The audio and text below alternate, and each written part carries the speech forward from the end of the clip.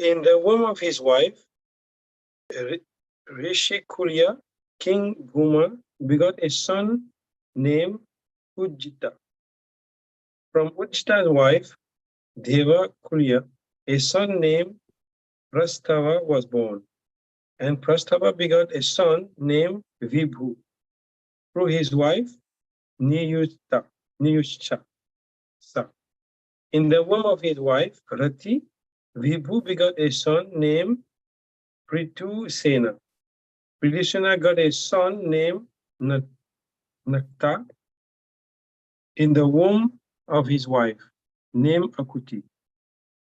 Nakta's wife was Drudi, and from her womb, the great king Bhaya was born. Bhaya was very famous and pious. He was the best of saintly kings. Lord Vishnu and his expansion, who are meant to protect the universe, are always situated in a transcendental mode of goodness, known as Vishuddha Sattva.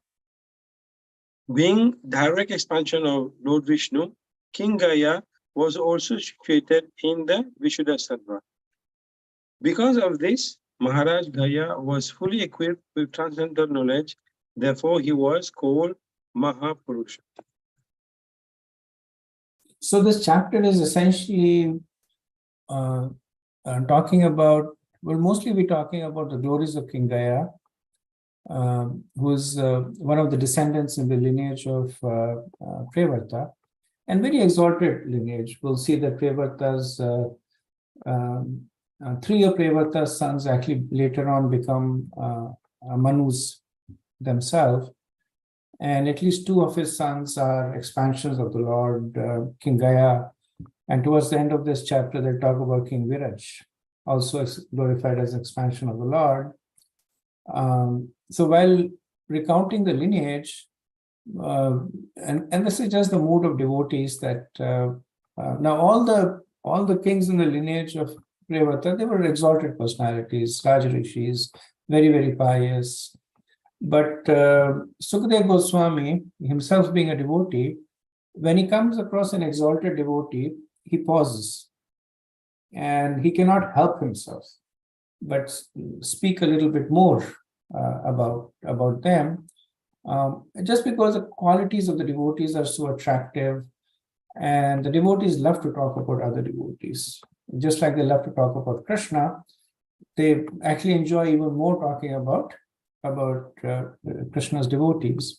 So he's going through the lineage and he comes across King Gaya's name, and then we'll see that he'll speak about, I think he speaks about maybe 9 verses in the glory of King Gaya.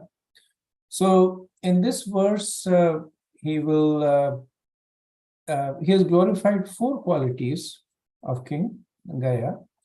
So he says that he is Rajarishi Pravaraha. Right. So Rajarishi Pravaraha means that he was most exalted amongst the saintly orders. Rajarishis are saintly kings. Right? They reference to them in the 4th chapter of the Bhagavad Gita. Prabhupada talks about Rajarishis as kings in the saintly order. So amongst the Rajarishis, he's Pravaraha. Pravaraha means that he stands out. He's the most exalted among them. What is he exalted for? Udar Shravaha. So Udar Shrava means that famous for being a pious king. So fame has the connotation of the qualities being appreciated by others. Right? So a person may have exalted qualities, and the litmus test of it is that what do others think about it, and that translates to fame. Not that King Gaya was seeking fame, but naturally because of his qualities, he was Udashrava. He was famous for his piety. Then Sattvasya. Sattvasya is that he was an expansion of the Lord who appeared to protect the universe. And then finally, Mahapurush. Mahapurush means that he was, at least in this context, that he was fully equipped with transcendental knowledge. Right? So we will see as the chapter goes on that Sukadeva Goswami, he talks about, in the context of Maharaj Gaya, he will keep bringing up this point that Maharaj Gaya was expert in karma, jnana, and bhakti. So when he says Raj Rishi Pravraha, so Raj Rishis were typically expert in yagyas, in governing the kingdom, in protecting the varnashram dharma, in the category of karma. Mahapurusha, being knowledgeable, is in the category of Gyan, and Satvasya, the fact that he was an expansion of the Lord, that he is in the category of Bhakti. So Gaya was specifically glorified as having everything. Like Prabhupada would say, Bhakti includes everything. So he was expert in performing karma, he was expert in knowledge, and he was famous as a devotee. Prabhupada says that, talks about, he expands on this Satvasya. And he basically what he explains is that Maharaj Gaya was in the category of Shakti Avesh Jiva Avatar. And so when we did the incarnation, we noticed that there were two kinds of incarnations, right? There were Swamamshas and Vibhinamshas. So the Vibhinamshas, Swamamshas are the Vishnu Tattvas, Lord Balram, Vasudev, the Chaturvyu, they are Swamamshas, they are all in the category of Vishnu avatars. In the category of Prabhupada talks about the Vibhinamshas, as that among the kalas, there is the Jiva Vibhinamsha, which is essentially separated. Vibhin means separated amshas, and they get empowered by a certain potency of the Lord. So King Gaya was in that category, and he was a jiva, but he was empowered by the potency of the Lord, which in case is that he was perfect in karma, he was perfect in jnana, he was a great devotee. So he was perfectly equipped to rule the kingdom, both by the process of ruling and by personal example. So Prabhupada says that another name for Krishna is Mahapurusha, and a devotee is sometimes known as Mahapaurishaka. Mahapaurishaka means one who is related to Mahapurush. So in the first canto will be the residents of Dwarka are described as Mahapaurishaka. And then later on, we'll see that Chitraketu is described as Mahapaurishaka. Parishad Maharaj is also described as Mahapaurishaka. So reserved for exalted devotees of the Lord. Okay, going on to verse 7, we read the translation. King Gaya gave full protection and security to the citizens of their personal properties, would not be disturbed by undesirable elements. He also saw that there are sufficient food to feed all the citizens. This is called portion. He would sometimes distribute gifts to the citizens to satisfy them. This is called prinama. He would sometimes call meeting and satisfy the citizen with sweet word. This is called upaladana. He would also give them good instruction on how to become first-class citizen. This is called Anushashana. Such were the characteristics of King Gaya's royal orders. Besides all the King Gaya was a householder who strictly observed the rules and regulations of household life. He performed sacrifices and was an unalloyed pure devotee of the Supreme Son of Godhead. He was called Mahapurusha because as a king, he gave citizens all facilities, and as a householder, he executed all his duty so that at the end, he became a strict devotee of the Supreme Lord. As a devotee, he was always ready to give respect to others and to engage in devotional service of the Lord. This is the Bhakti Yoga process. Due to all transcendental activities, King Gaya was always free from the bodily conception. He was full in Brahman realization, and consequently, he was always jubilant. He did not experience material lamentation, although he was perfect in all respect.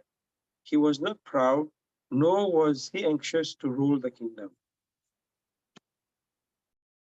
So we see that Prabhupada is kind of expanding on the translation. He kind of he adds a lot more than the word-to-word translation. Just to give us context, it's very helpful. Like in the verse, if you see the word-to-word translation, you would have to kind of set it in the context of Prabhupada's purport to understand it. So Prabhupada kind of helps out over here, but in these verses, he also commingles the purport, so that when you read the translation, you can get a complete understanding. And of course, he writes purports on it, but he also helps out in the translation. So this verse is essentially describing the rule of King Gaya. And 6 characteristics of the rules are described over here. The first is that Praja Palan. So Praja is citizens, and Palan means that he gave full protection and security to the citizens. So he made sure they were well fed. He made sure that the irreligious elements were kept away. The borders were protected. So that is Praja Palan. Then portion. Portion is just sustenance. Right? He made sure that there was sufficient grains, sufficient food to feed all the citizens. And the third is Prinana. Prinan means that he was giving gifts to the citizens to satisfy them. And we'll dive a little deeper into this. These 6 things are important not just for a king, but they're important aspects for any relationships that we maintain. So King Gaya, of course, was the king of the Mandal, but we also have so many relationships, and in order to get the relationships thriving, it's important to keep these 6 elements in mind. So there was Praja Palan. He was giving protection and security to the citizens. Portion, he was satisfying the sustenance need. Then Prinan he was giving them gifts. Then the fourth is Upalalan. So Lalan is Sanskrit of, the Sanskrit Lalan basically means sweet words, right? Sweet words is generally used in the context of children, like Lalan Palan, right? They say that the parents are involved in the Lalan Palan of the children. So Lalan means satisfy them with sweet words. Palan means sustenance there. And that's also the relationship of the king to the citizen. The king is like the father, right? So Upalalan means that, Upa means close. So he kept them close, which translates to, Prabhupada says that he was often meeting them. So he wasn't like a king who simply remained in the palace and um, never met with the citizens, but upa, he was keeping them close. And not that when he got them close, it was to chastise them or to scare them, lalan. That when he got them close, he was satisfying them with sweet words.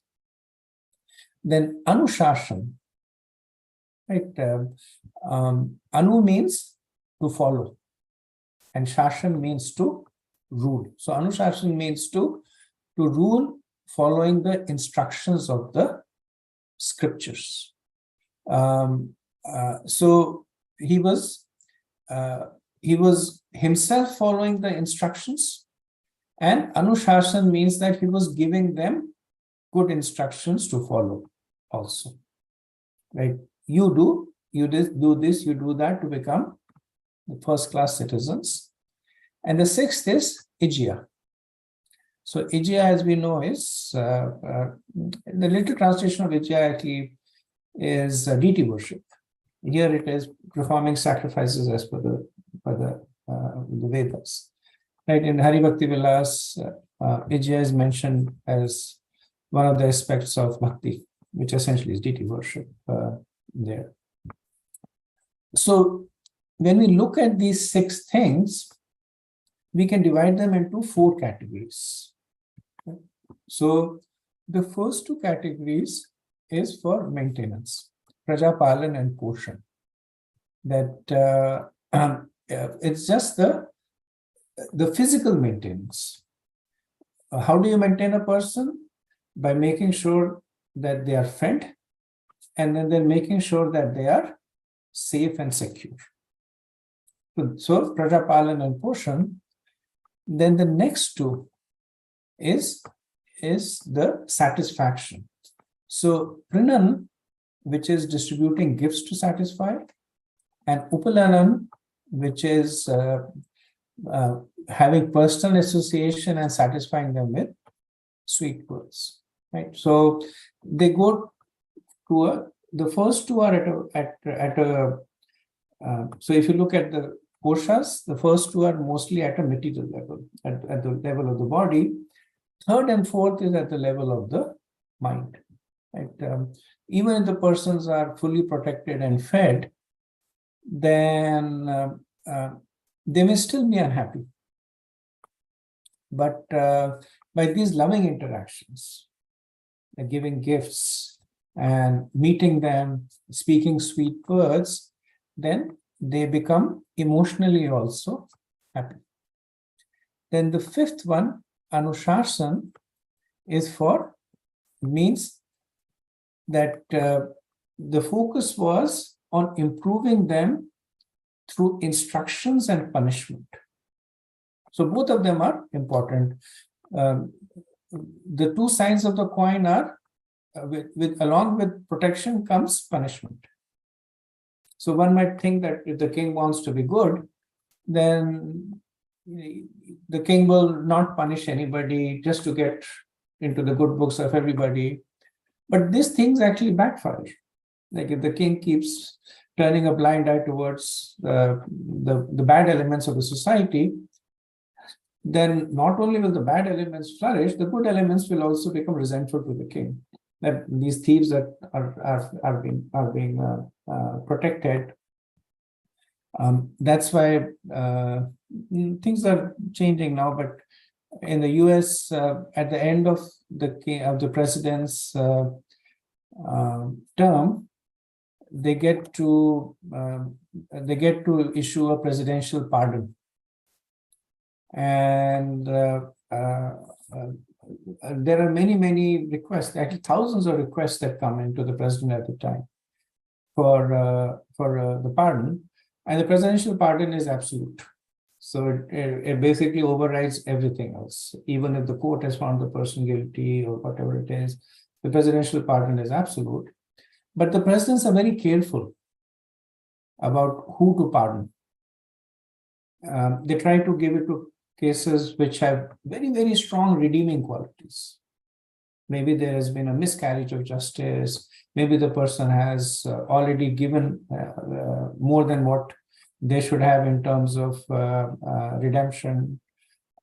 Because of this reason, that if the miscreants are not punished properly, it actually has a negative effect in the society, right?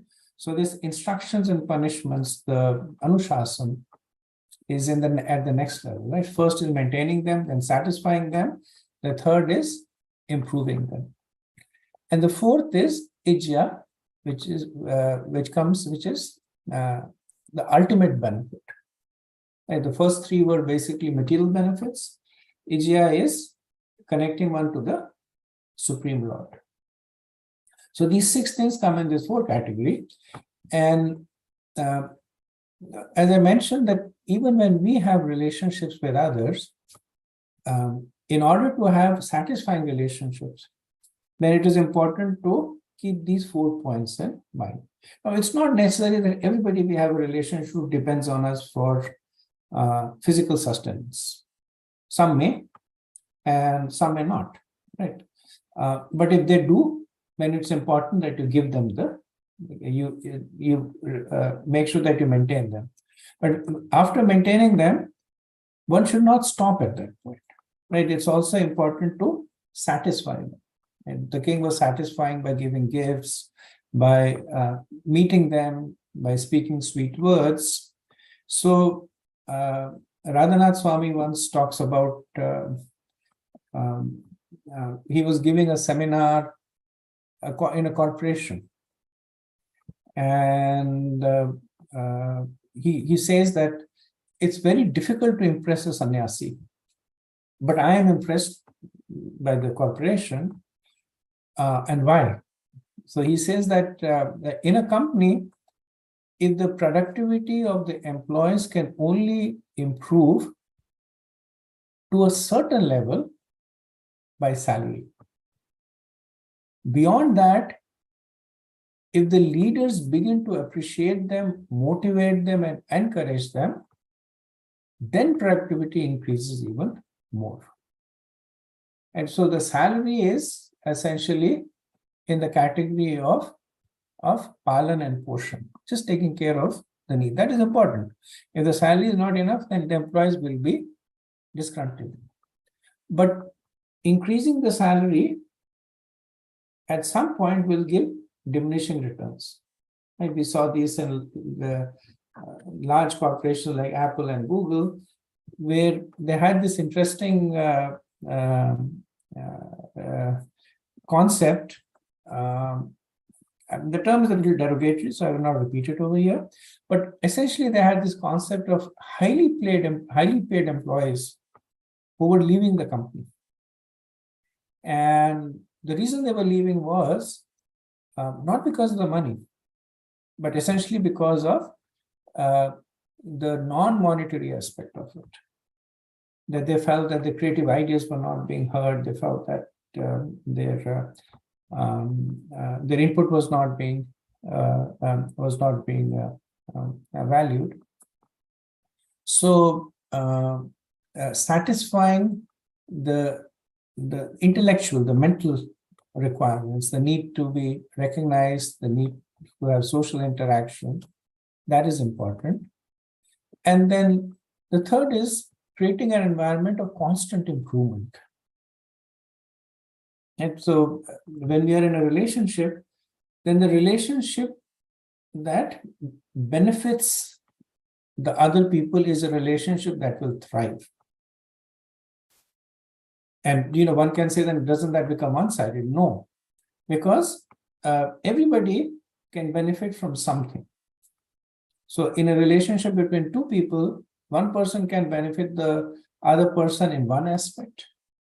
Maybe one person is more conscious of health and can benefit the person on, okay, this is how you do your exercise. This is how you control your nutrition. And maybe the other person is more knowledgeable about, pick anything. Maybe the other person is more knowledgeable about the stock market or the finances. and then the person benefits in that.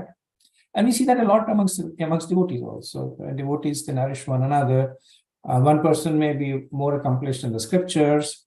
The other person may be a good kirtanier or may have strong practices, and they mutually nourish each other. Right. So this imbuing the relationship with the aspect of constant improvement there. And ultimate benefit, which is the fourth one, is giving Krishna consciousness, EGF. So what King Gaya did was that by becoming more Krishna conscious himself, he was benefiting those who were related to him. Right. So not necessarily that he was preaching to them or he was actively trying to give them Krishna consciousness, which he was. We'll see later on which he was. But before he did that, his focus was on himself. That by becoming more Krishna conscious myself, I can help the other person. In a discussion on this topic, one devotee was sharing. He said that in his entire marriage, and he was obviously married and married for many, many years. So people were asking him the success behind his marriage. So he said in his entire marriage, he had never given a single piece of gold to his wife. And then everybody said, really? Did your wife complain? He said, no, my wife never complained. Why was that?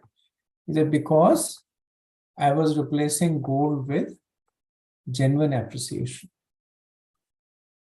So more than, so physical things have this unique characteristic that if they are below a certain level, then they become an impediment. So if one does not have enough to eat, that becomes an impediment. If a husband is not giving enough to the wife to run the house, that becomes an impediment. But the flip side is not true. That if one gives excessive wealth, it does not necessarily become a strengthening aspect of the relationship. And then in his case, this devotee was sharing that I was obviously giving enough to my family that they were materially comfortable. But the real success, he said, of my marriage was that I replaced gold with genuine appreciation, which, according to him, one piece of gold was irreplaceable, or other way around. One piece of genuine appreciation was irreplaceable by any amount of gold that he could give. So we see that Maharaj Gaya, he supported his people not in a suppressive or oppressive way, but in a supportive way. Right? And the supportive way was this complete four-plan program of maintaining, satisfying, improving, and the ultimate benefit there. And punishing wherever needed. Right? The punishing aspect is also important in any relationship. Supporting does not mean condoning wrong things. And then you become a part of that. Right? This is a lot in India also is now there, but in the Western, this is more a concept that the laissez-faire, that it's okay, whatever you do, it's okay. Your life, you live it, but it's not a principle of developing real relationships. Right? The principle of mercy needs to have the principle of chastisement built into it. And when you see Lord Vishnu, then he has Shankh and Padma for mercy, and he has Chakra and Gada for punishment. That in the Ramayana we see that Vashishta, he gave the name Ram, and by that he got immense benefit. That he gave Lord Ram the name Ram and he got benefit. But Vishwamitra, he got a greater benefit because he gave Sita Devi to Lord Ram. So you remember in Ramayana, after Vishwamitra takes Lord Ram, he has this fight with Tataka, and then he takes Lord Ram on a bit of a yatra all the way to the kingdom of King Janak in Mithila, and there in the Swayamvar, Sita Devi marries, and this is all arranged by Vishwamitra. So it is said that the name Vishwamitra was actually fructified by this action of his. Vishwa means world and Mitra means friend. So he was called Vishwamitra because he gave Sita Devi to Lord Ram. Right? So we see that when the Lord appears without his consort, he is in a more somber mood, or he's in a more punishing mood. Right? You see, when Parshuram appeared, there's no talk about Parshuram's consort. He's mostly alone and very fierce, constantly killing and chastising. Even in Ramayana, you see, when Sita Devi was with Lord Ram, he was mostly in a very forgiving mood. When Supernakha came, he would have killed. But Sita Devi was there, he was in a more pacifying mode. He said, just leave a little bit of punishment.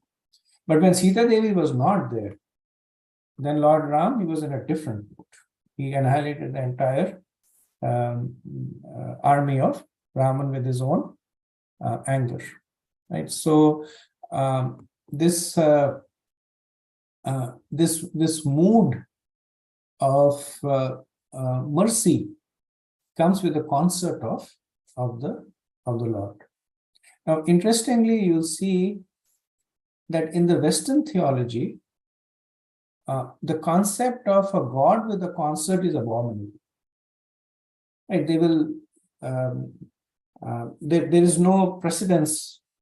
They don't want to think about the God with a wife or the God with a concert. For them, it is abominable.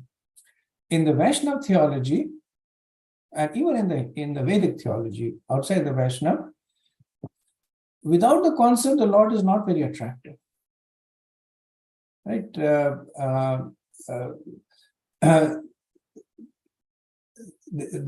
worship of the Lord is done along with the concert, and that's why we see this difference. That in the Western theology, the Lord is mostly described as a punishing Lord.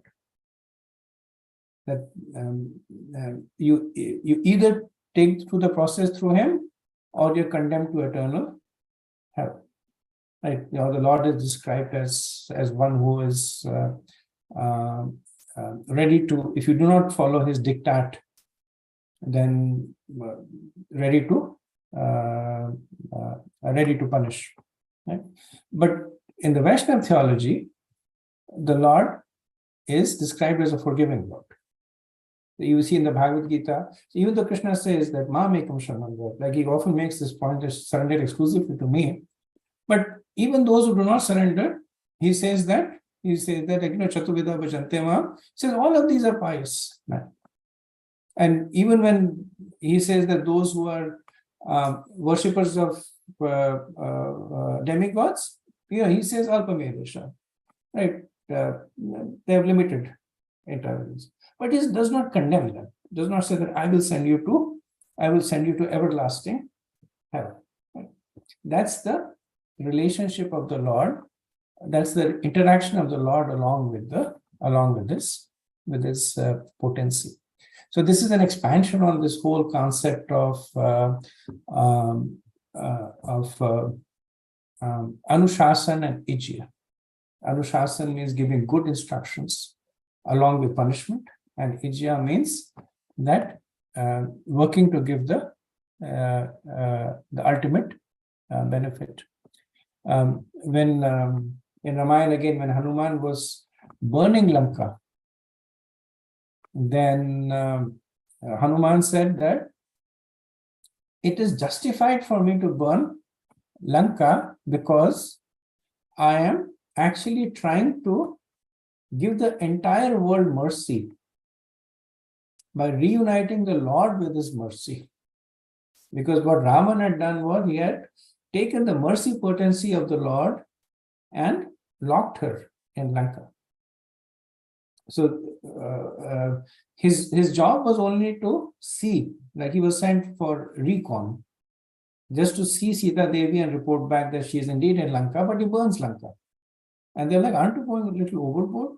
He says, no, this is actually my ultimate service to the world by reuniting the mercy potency of the Lord with the mercy. Prabhupada says that in Kali, monarchy is abolished because the kings themselves are subject to the influence of Kali.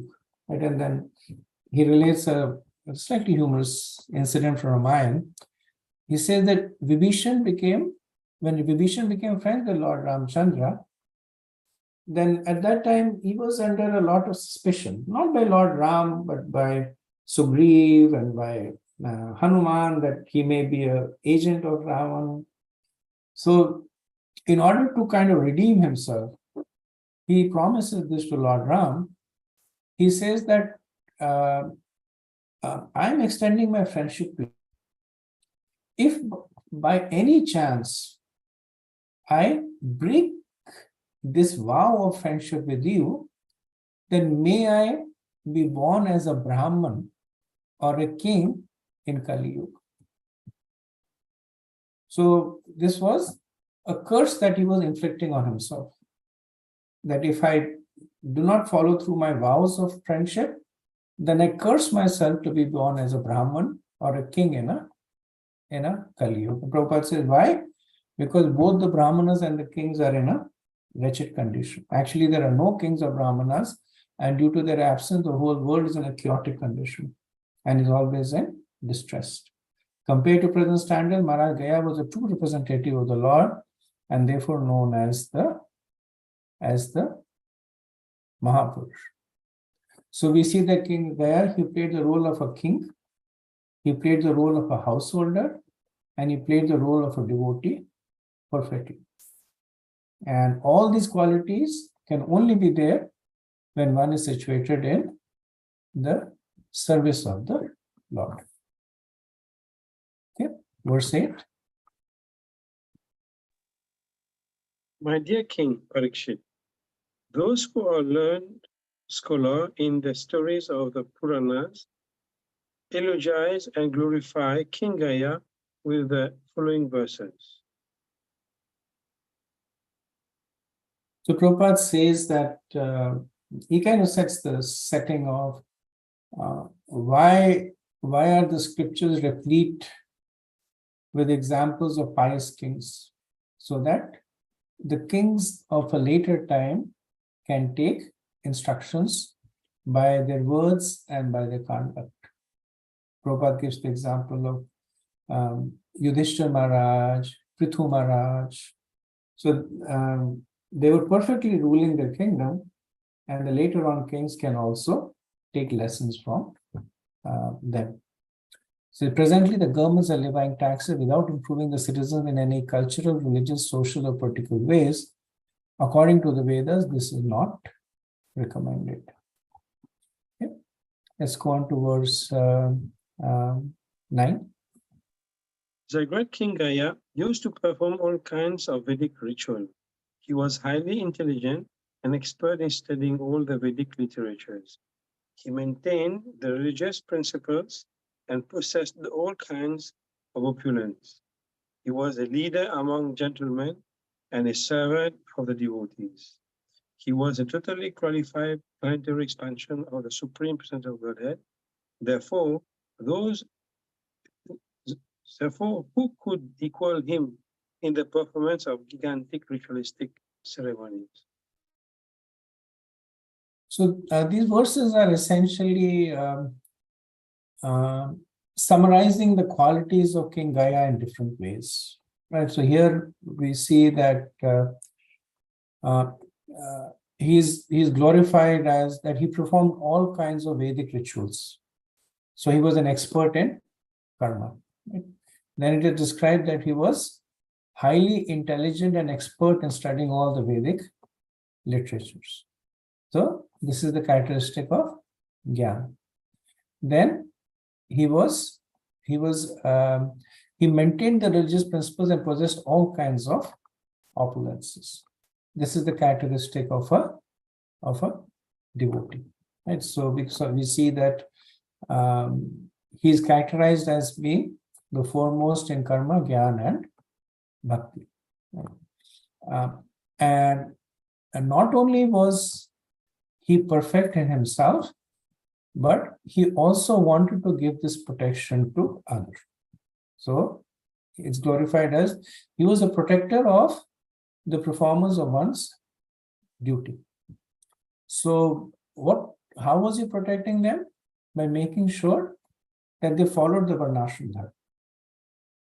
So one might say that why was he giving them Varnashram Dharma when he could have given them Bhakti? And the reason, of course, is that not everyone can take to Bhakti. So if you would say that you either are a devotee or you're out, maybe 5% of his population would have stayed, 95% would become adharmi. But by creating the Varnashram Dharma framework, he made sure that 100% of his citizens were following the scriptures. And the potency of Varnashram Dharma is that it not only protects the person, it protects the society as a whole. Like in Ramayana, we see that once a Brahmana came to the kingdom of Lord Ram and he started chastising the king. And then people were like, why are you chastising Lord Ram? And he said that because my son has died. And I know that I have not committed any impious activities. So it must be because the king is impious. So Lord Ram, then he immediately got onto a horse and he started traveling in his kingdom to see where there was impiety. And then he noticed there was a Shudra performing austerities. So Lord Ram takes off his sword, cuts his head off, and there's slightly different version. According to one version, there was a drought. There was no rain. And as soon as he cuts the head off, rain starts falling. One version is that the Brahmana's son was dead, and when he cut the Shudra's head off, it doesn't say the Brahmana's son came back alive, but basically it shows that the impiety ended over there. But there are many people who criticize Lord Ram, saying that the Shudra was essentially trying to improve himself. And the Lord killed him just because he was born a Shudra. Right? But one has to look at the whole context. That why was the Shudra performing austerities? Because he was envious. He was envious of many things. And he had gone to different gurus to basically learn how to perform austerities. And when they asked him why, and he said, I want power, I want to take revenge, and none of them gave him shelter. And then ultimately he started performing whimsically himself. So if a person who's not qualified gets power, then it creates a lot of confusion in the society. So the Lord Ram, the killing by Lord Ram was not so much because the Shudra was performing austerities, but because the person who was not qualified. He was rejected by several gurus. If he had been accepted by a guru, then things would have been okay. Then he would no longer be a Shudra. We have this case of where a small boy went to Gautam Rishi, right? And says, accept me as a disciple. And Gautam Rishi says, tell me your lineage. And the boy says, my mother does not know who my father is because she was essentially having relationships with many men. And Gautam Rishi accepts him. He says that you're a Brahman because The ornament of Brahman is to speak the truth, however distressing it may be. Doesn't matter what you were born. So we see that the king over here himself was perfectly situated in karma, jnana, and bhakti, and for his citizens, he was ensuring that they all followed the varnashram dharma. Right? So he's described as sadasa pati satam. Right? He as the leader and the protector of the devotees. So what does that mean? So two words are used, two phrases are used: sadasha patihi satam and sat sevaka. So sadasha patihi satam means that Prabhupada translates as the dean of the assembly of great persons. And sat sevaka means the servant. So two together means that so the dean is, of course, the one who is the leader. And he's been described as both in the same breath, that he's a leader and a servant. So one understands that a true leader leads in the mood of service. One should not become a leader and saying that now I am great and you should follow me and it's your duty to serve me. But a true leader is while the person is pati satam, he is also sat sevaka. And because a true leader leads in the mood of service, they are never attached to their position of a leader. They are ready to give up that service when there is somebody qualified to take on that service. And so that's why there is in these exalted personalities, they're never attached to the position, to the throne, to the trappings of being a leader, because ultimately they're doing it as a service. And when there is another service that they can take on, they will happily give up this service and take on something else.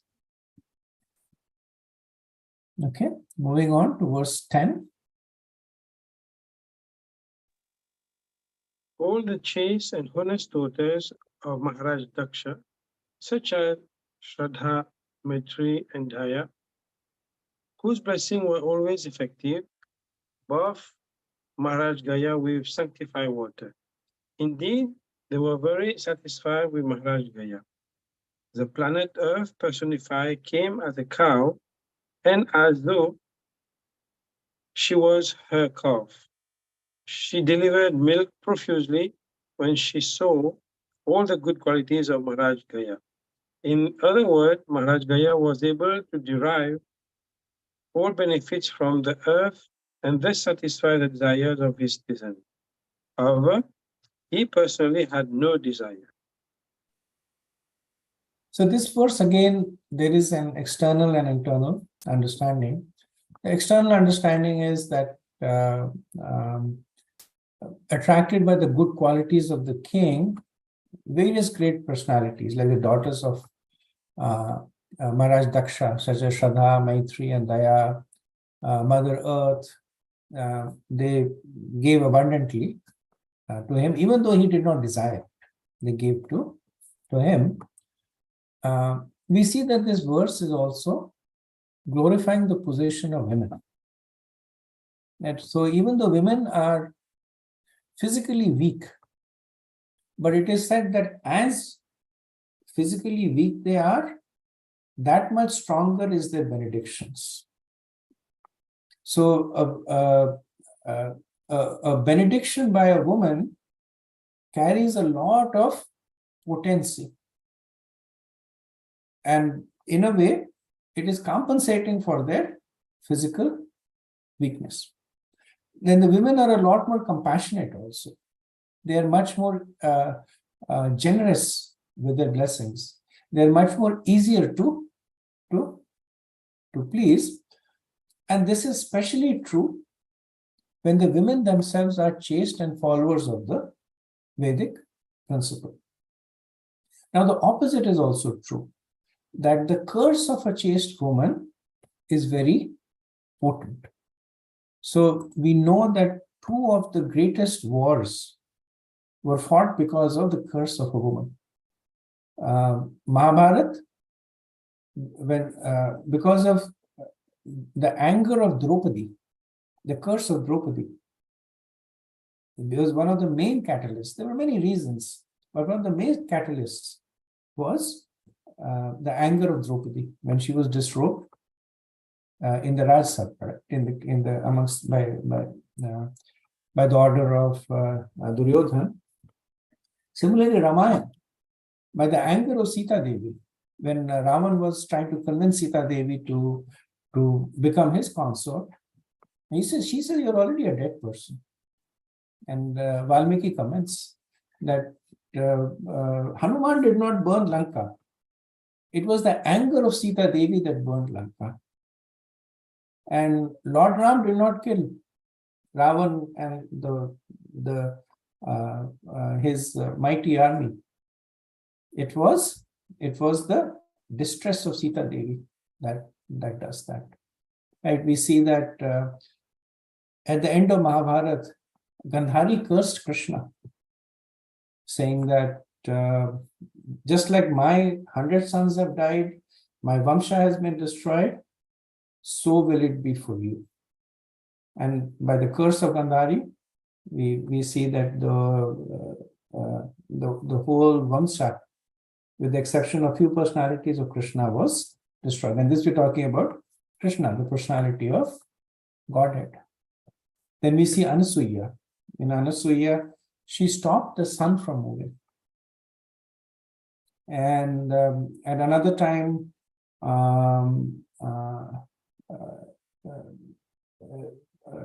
Lord Vishnu, Lord Shiva, and Lord Brahma came as Brahmins to her, to her ashram. And then they said that we have come as guests and bhikshus to your ashram. Will you fulfill our desires? Anasuya was famous for her chastity, right? And she said, yes, anything you ask, I will give to you. And then they said that we want to see you without your clothes. And for a chaste woman to be without clothes in front of anybody is not possible. So they were testing the chastity of Anasuya. So what does Anasuya do? She makes all three of them small children. So for a small children, there is no, for a mother, there is no shame. So she made them small children and she started breastfeeding them. And they were so satisfied by the love of Anasuya that they simply remained in the ashram. And then after some time, Saraswati Devi, Lakshmi Devi, and Parvati Devi, they came and they begged Anasuya to give her husbands back. So, so we see the power of the potency of women. Now, one may ask that why is chastity in women so potent? We don't see the same chastity principle being applied to men, right? We won't see that because the man was chaste, his words came true, or the man is glorified because he was chaste. But we see that in women, that when they're chaste, Anasuya, because of her chastity, was able to do things which even her husband, she was married to Sejatri, even her husband could not do. Why is that? Why is chastity especially given so much of importance to women as opposed to men? One of the reasons is that in this whole creation, all the jivas are women. There is only one man. There is only one Purusha. That is Krishna. And Bhakti essentially is the chastity of the jiva to the Lord. The chastity of the jiva who is feminine to the Lord who is Purusha. And that is reflected in this. Now one might say, but that is the eternal position. And these bodily designations, they are temporary. Like a jiva can be a woman in one life and a man in one life, which is true. But nevertheless, the characteristics of the soul are still reflected. Like the nature of the soul is to be anandamay. Even in the conditioned stage, the living entity is anandamay. They're still trying to seek happiness. The nature of the soul is eternal. Even in the conditioned stage, even though they're seeing birth and death around them, they seek immortality. So the nature of the soul is being chased to the Lord. So in the conditioned stage, that quality is glorified. And the second setting is more cultural, that in a society, there is more harm that is done by the lack of chastity of women compared to men. And that's why it's the nature of women to be chaste. Even in contemporary society, where there is very faint reflections of the Vedas, by nature most people are irreligious, you will still see the difference, that women by nature are more chaste than men. Even though neither of the men and women are followers of the Vedas or even aware of the Vedas, the intrinsic nature of women is more chaste because it is important for the society. So in this verse, it is said that Mother Earth, just like a cow in the presence of a calf. So if you have gone to any goshalas, you see that the people there, they will let the calf come near the cow, and without any effort, the milk starts flowing copiously. Of course, now after that they'll take the calf away and then milk the cow. But when a cow is in the presence of its calf, it starts to give milk copiously. Similarly, Mother Earth, in the presence of Gaya, King Gaya, she gave copiously, which means that everything that comes from earth, whether it is flowering trees, fruits, grains, minerals, they were all given copiously. Now, this also makes another important point, that all it takes is one devotee to benefit everybody. Just because Mother Earth was pleased with Gaya, she gave copiously, even though this point is made that he personally had no desire. Like in the fourth chapter of Bhagavad Gita, Srila Prabhupada makes this point that this Krishna conscious movement is just to make some people devotees. To some extent, he's been practical, that everybody cannot become a devotee. But to some extent, he is reflecting on this principle, that all it takes is for a few people to become devotee to benefit everyone. King Gaya, by attracting the mercy of Mother Earth, was benefiting the entire kingdom. He had no desires by himself, but whatever he got, he distributed. Similarly, when Prabhupada was making devotees, he did not make the whole world Krishna conscious, but the presence of these devotees gives the benefit to the entire world. There was a sannyasi who was preaching for a very long time in Japan. And Japan is one of the failures, for so to speak, of the preaching effort, that there are very few devotees in Japan. There's only one sannyasi from Japan. And then people ask that you've been trying for so many years to preach in Japan without any success. What's the point in persisting? And then he gave this example. So he says that that plants and birds, they don't recognize the boundaries of a kingdom.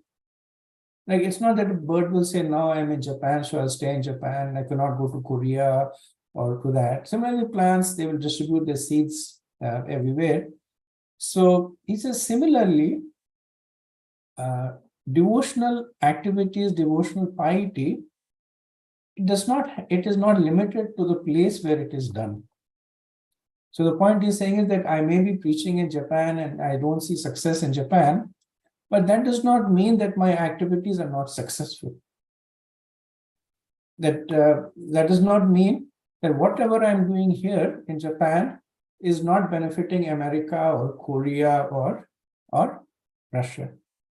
So that's the faith that one has, that Krishna consciousness is so pervasive that sometimes people go on book distribution, they spend the entire day trying to distribute books, and they don't distribute.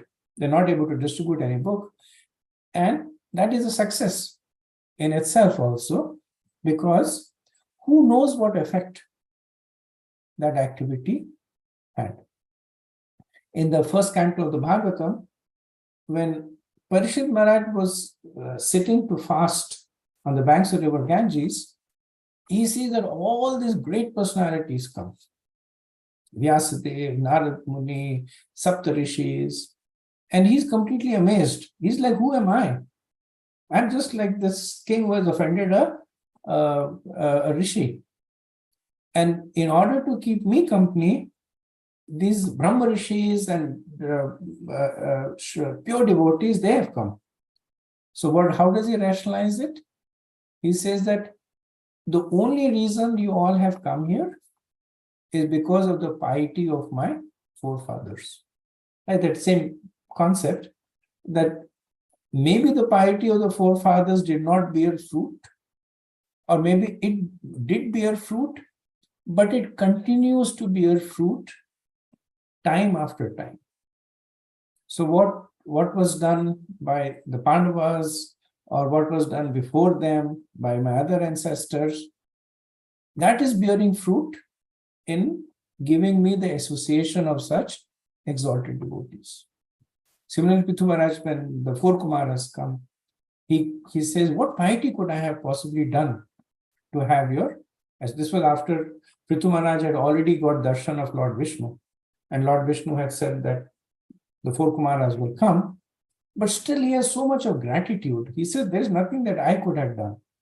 So definitely somebody else's piety is manifesting. So the point that is being made here is that important to do the right thing, knowing well that it will bear fruit somewhere at some point of time to someone. It may not bear fruit right away where you want. There have been cases where people preach and the people go away, or temples are closed down, people get demoralized. But this is an important principle that is being made over here. That one who does right will never face defeat. So similarly, we see that King Gaya, fully self-satisfied in taking care of the needs of others. And this is a quality that is was mentioned, and that is the difference between a Jnani and a Bhakta. So both a Jnani and a Bhakta, they are self-satisfied, right? Atmaram. But a Jnani is self-satisfied only for himself. So the Jnani develops this mood of being detached, satisfied for himself. But the devotee, he becomes self-satisfied by taking care of the needs of others. And we see this quality in King Gaya. Okay, I'll do one more verse, and then after that we'll stop for discussion, and then we'll try and finish the chapter. So we'll do verse 11 now. Although King Gaya had no personal desire for sense gratification, all his desires were fulfilled by virtue of his performance of Vedic rituals. All the kings with whom Maharaj Gaya had to fight were forced to fight on religious principles. They were very satisfied with his fighting, and they would present all kinds of gifts to him. Similarly, all the Brahmanas in his kingdom were very satisfied with King Gaya, munificent charities. Consequently, the Brahmanas contributed a sixth of their pious activities for King Gaya's benefit in the next life. So King Gaya was king and a Kshatriya, so one of his duties is to engage in battle on religious principles. So Vishwanath Chakravarti, he comments on this verse, saying that King Gaya was worshipped by the arrows of his enemies during the battle. So that is the worship that one Kshatriya. So Kshatriyas by nature are not very prone to worshipping others, and they may worship the Lord, but they will not worship other kings. But their mode of worshipping is through battle. Like Bhishma was worshipping Krishna by throwing arrows at Krishna. So Vishnu Chakravarti makes the same point that Gaya was worshipped by arrows during the battle, and because he was fighting for religious principles, his battles was appreciated by the opponent kings. And so one point over here is that if he was fighting on religious principles, if the opposing kings appreciated the religious principle, why were they fighting?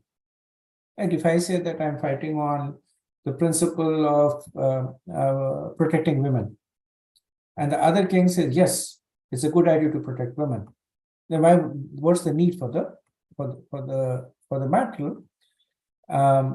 And a couple of reasons are given. One is that there is always a difference in the interpretation of religious principles. So I might say that protecting women translates to XYZ. It translates to that the women should stay in the home and be homemakers and be protected at all times because of by doing these activities. And another king might say, yes, protecting women is important, but protecting them is by giving them good education, by empowering them to go out in the society and express themselves. So the religious principle may be the same, but the interpretation may be different. So the kings might have appreciated that, yes, King Gaya is fighting on religious principles, but there's a different way to do it. And that's where there was battle. So even when they lost, they were still appreciating the integrity of the king. And the other point, which is more obvious, is that not everybody around the king was religious, but even irreligious men appreciate those who follow the path of religion. And we see that even there are people who are not following religion, but they have an innate respect for those who are religious. So the opponents of the kings, they may be religious themselves, but they appreciated the religious principles of King Gaya.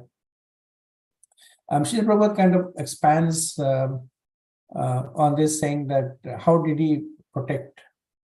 He says, the Brahmanas performed Vedic rituals, were so satisfied with the king that they readily agreed to part with 1/6 of the pious activities. And the converse is also true, that if the Brahmanas are sinful, then 1/6 of the sinful activities accrue to the king.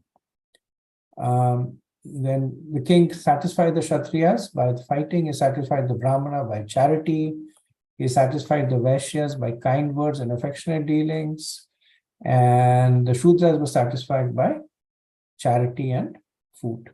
In this way, all the citizens were very satisfied. Okay, so let me pause here and see if there is any discussion.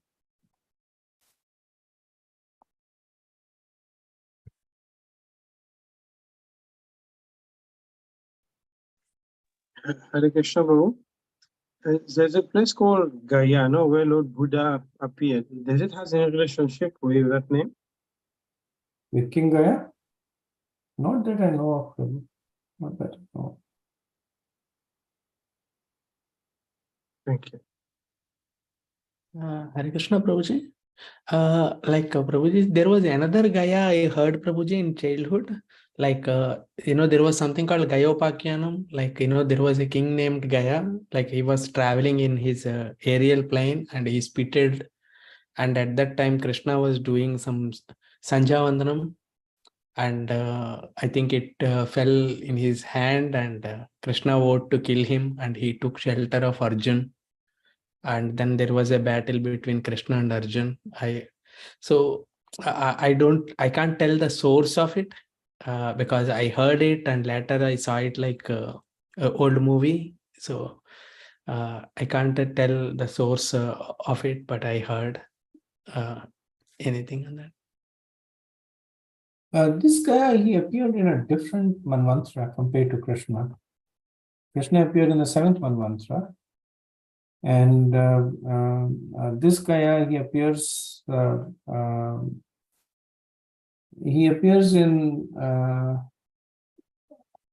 either the first or the second Manvantara, the way the lineage is being described.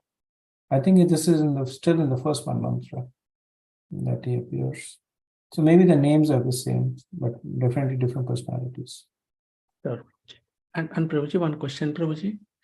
You mentioned that like a devotee not only sanctifies himself, but he helps others to sanctify their lives. That is very true. And the Jnani sanctification is only limited to himself, you mentioned. Can the Jnani can't spread his knowledge, his Jnan to, so that the same way he got purified, the other person, is that not the understanding? Am I missing something here, Prabhuji? So it's not so much sanctification. So I didn't say that, I didn't use the word sanctify himself.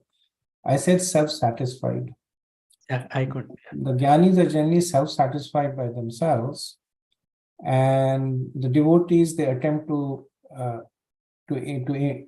give this self-satisfaction in service to others.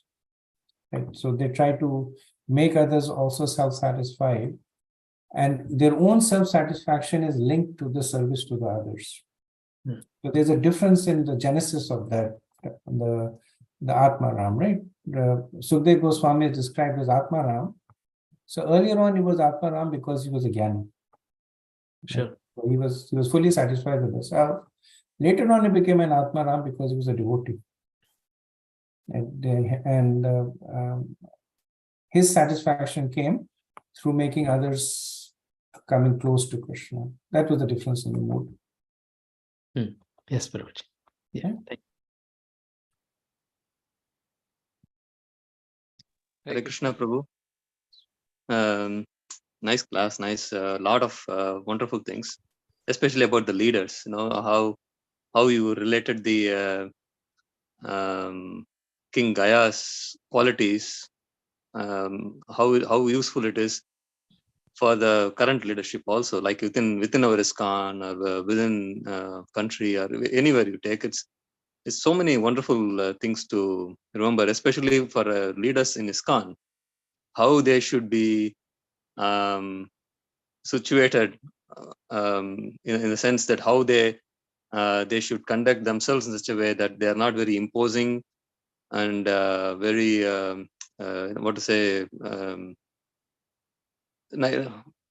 I don't know what words to use, but especially considering everybody else's position with the compassion, and it's interesting. It's very interesting. See, the thing is, King Gaya was situated in such a transcendental position, although he was performing all kinds of karma kanda rituals, and for the benefit of Varnashrama system and for the benefit of others. He himself was not contaminated by any of that. And so that is some quality that I think the leaders have to develop in our movement. And I'm not saying people don't have that. I'm just telling for my own sake, if I want to give Krishna consciousness to others, this quality is very important. To be situated in a position while we are giving Krishna consciousness, we have to accept the fact that we have to reach out in order to give. And so that is something, it's really wonderful. I was thinking about in our temple got a new leadership now, a new president, and I was thinking he's a wonderful devotee, wonderful devotee actually. So I was thinking many qualities he has these qualities, and so I was thinking relating to his personality. Thank you. I mean, I really enjoyed this class. I thought I had a question, but now I'm forgetting the question now. so, thank you very much, Prabhu. If I remember, I'll ask you. Sure, Prabhu. And you're right. This point is made later on also of how this is relevant to the maturity of ISKCON. If you see the trajectory that it's going, after Srila Prabhupada left, there was a certain lack of maturity in the leadership where it was very one way. That there's several books that were written by not devotees but by professors, etc. And there's one written by Larry Shin called The Dark Lord, and he talks about ISKCON right after Prabhupada left, and he says that how the leaders were very unidimensional. For whatever reason, they thought that leadership meant that I sit down and tell people. And he talks about, I'm not going to name the person, but he talks about a particular person's class that he attended. And he said that person, how arrogant the person was. And then he gave a class, he encouraged everybody, sannyasi, he encouraged everybody to ask questions. And when people started asking questions, he started insulting the people, saying that, you're asking such silly questions, or he would turn it around and make fun of the person there. So the leadership at the time was fairly unidimensional. They had this vision that I sit and tell and everybody follows. But we see that over time it has matured. That one thing that you see is, the first two part of the portion, that has also become very important. Earlier on, just the notion of talking about material sustenance, that was considered to be almost like a no-no. Any devotee who's asking for any material sustenance is a Maya. Should I get any money for my services? Should I get some medical insurance? I would say this person is Maya. Now it is very high in the discussion of the management that how do we make sure that the devotees and the families are taken care of in the material? The first two aspects of King Gayas, right? Taking care of their material needs, speaking to them nicely, taking care of their mental needs also. And then, of course, everything should lead. It should not stop over there. Like one person said that ISKCON is not basically creating hostels for people to live in. But yes, in order to get committed devotees, you need to create hostels for people to live in. You need to have an environment in which people feel safe. They feel that their old age, they are safe. Medically, they are taken care of. It's not deviating from complete dependence on Krishna. It's a manifestation of the dependence of Krishna, right? So we see that maturity in the movement. And I was reading somebody else's commentary on ISKCON. We basically were making this point that religious organizations like ISKCON, if they survive the first 50 years, then they are there to stay. Because generally, this is the growth that happens, and this is in the. He talks about how a lot of these movements they are started off by a person who is charismatic, who attracts a lot of followers. Then the next stage is that the person dies, and then there is confusion, there is anarchy, relative anarchy, and that's when most of the organizations end. But then he says in ISKCON, while the second stage was there, but and this again was a person who wasn't a devotee, but he was analyzing it from just a more like the growth of religious organizations. But he said then in ISKCON, then he saw this maturity come through, where people started looking just beyond dogmatic principles to more principles that will essentially nourish it for the long term. And he ended in a very positive note, saying that he sees ISKCON growing from strength to strength in the next 50 or so years. So yeah, I fully agree with the points that you made. Yeah, any other thoughts, questions? Yeah, one question. It's maybe clarification. In one of the verse we spoke about in Western theology, how we treat the consort, and Vaishnava theology, we do have where if consort is not there, there's no attraction to the Lord, right? But how do we reconcile if a person is with the Vanaprastha, right? Like within Varnashram, we do give the Vanaprastha as well, where we have certain steps to delineate from the partners. Slight difference. I think this point that I made is referring to the personality of Godhead. Okay. So Right, sorry. not so much meant for us per se. You're right. For us, there is that succession that is mentioned.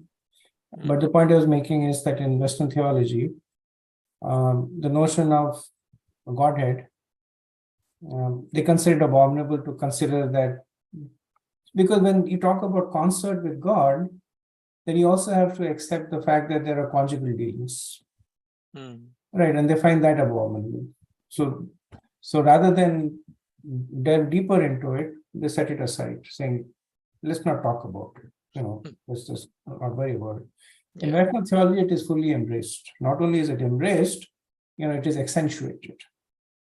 That the concepts, keeping aside the conjugal aspect, the concepts represent the mercy element of the thought. Thank you. Yes, Prabhu. I think I kind of remember now as Prem Kishore Prabhu brought up that point about chastity of women. You said the chastity of women is more emphasized than for men. And you gave a very nice reason, and I just tried to understand it a little bit, that women are given that the chastity is given importance to the women because you said everybody, Prakriti is basically women. Every living entity is a woman and only one Purusha. And so therefore the chastity is important for everybody. I'm just trying to think whether that's what you are trying to say. But in a womanhood, it's more natural. That I'm trying to think that it's more natural because they are already situated in that physically in this material world, the qualities and they carry, and so I could not understand exactly what you're trying to say with that kind of explanation. It will be nice to hear a little bit more on that. Sure. So the context that I was talking, this was that if you consider this verse as a glorification of women, then we can understand that how there are certain qualities that are conducive to one's devotional advancements that are prominent in women. Like Radhanath Maharaj talks about how women take to Krishna consciousness much more easily because they're simpler at heart. So that simplicity is a quality that is glorified in them. So Maharaj says that men by nature are crooked at heart, and women by nature are simple at heart. Tell them Krishna is God, you worship them, they'll say, okay, and they'll do it. And men will say, why is Krishna God? Why am I not God? Why is Lord Shiva not? So they're more. So they may have this quality of being intellectually more aggressive, but it becomes an impediment to their bhakti. The quality of chastity is naturally more present in women. And the quality of chastity is also the quality that attracts the jiva to Krishna and vice versa, Krishna to jiva. So this is one of those verses that is in a slightly indirect way, but it is essentially glorifying the position of woman when it is said, King Gaya, who was the expansion of the Lord, was fortunate enough to receive the mercy of women. And so because of these qualities, because there are these qualities of In this verse, chastity is talked about, but other qualities of simplicity, etc. And the other aspect, of course, was the social aspect of it. That the lack of chastity in man will have lesser impact on the society compared to the lack of chastity in women. Not that the lack of chastity can never be justified, but between the two, if men were unchaste and women were unchaste, the lack of chastity in women would be much more detrimental to the society. Okay. Okay. Thank you for the wonderful questions. Moving on to verse 12.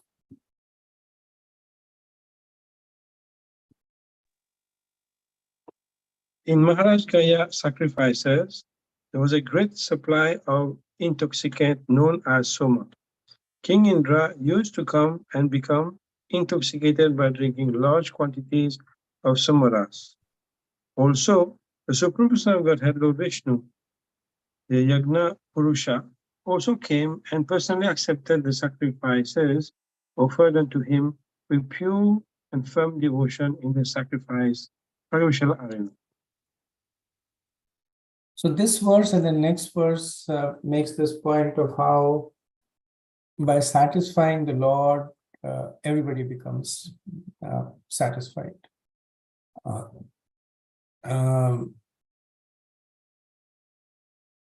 One of the points that is made over here is that, which can be questioned, is that why did King Indra, who is a deva, become intoxicated? Because like we are practicing devotees, one of the things that we are asked is to refrain from being intoxicated. And King Indra is a dear devotee of the Lord. We see that by all the times the Lord is protecting him. But we see that here it is glorified that King Gaya gave so much of somaras and King Indra became intoxicated. So this question was asked in different setting also, and a couple of ways to understand it is that somaras is not an intoxicant in the way that we understand it. So there is somaras and there is Varuni also. Like during the churning of the ocean, Varuni appeared. And Varuni is in charge of intoxicant, and she was accepted by the Asuras. So Varuni is what is we understand as, in the contemporary sense, as alcohol or intoxicants. Somaras is made from a mixture of honey and other things. And while it is described as intoxicant and its effect is intoxicating, it is not a bewildering intoxicant. In the sense that one takes somaras, one becomes as if one has consumed alcohol. So the terms are do not mean the same thing, because we see that the devas accept somaras, the rishis offer somaras. So mode of goodness, why would they drink intoxicants here? And the second is a more pragmatic aspect also, that the devas, while they are in the mode of goodness, but they're understood to be predominantly in the mode of goodness. So we see that when Indra and devas are fighting in battle, they're in the mode of passion. And similarly, Indra is appreciating the Apsaras, mode of passion. There's lust there, there is also anger there. So there is also attraction to intoxication there. But it does not consume them. Right? So that's how one understands this. It's also mentioned that the sacrifices of King Gaya were personally accepted by the Lord in the performance. So that is the quality that while he was satisfying the devas, ultimately he was satisfying the Lord, and by the satisfaction of the Lord, everybody was automatically satisfied. Okay, so we have 3 more verses. They're short verses, but I don't want to rush through them. So we'll cover them next. Like I said, the 3 verses together will not take more than 5 minutes. But I realize I'm still a couple of minutes. I'm already a couple of minutes over time, so we'll end over here. And next week we'll finish the 13th chapter and begin the 14th chapter. And after that, we'll also have a little bit of discussion in terms of what to do after that. Because after this comes the structure of the universe, the description of that. And I wanted to get some feedback from you on how best to approach it. We could go verse by verse, or we could take a step back and just do the structure of the universe in form of a series of lectures, and then quickly go verse over. So we'll discuss that a little bit more next time, but if you can think about it. Okay, so we'll end over here. Panchakalpatarubhya kripa sindhubhya vacha patitanam pavanebhyo vaishnavebhyo namo namah. Anand Koti Vaishnavinda ki jai.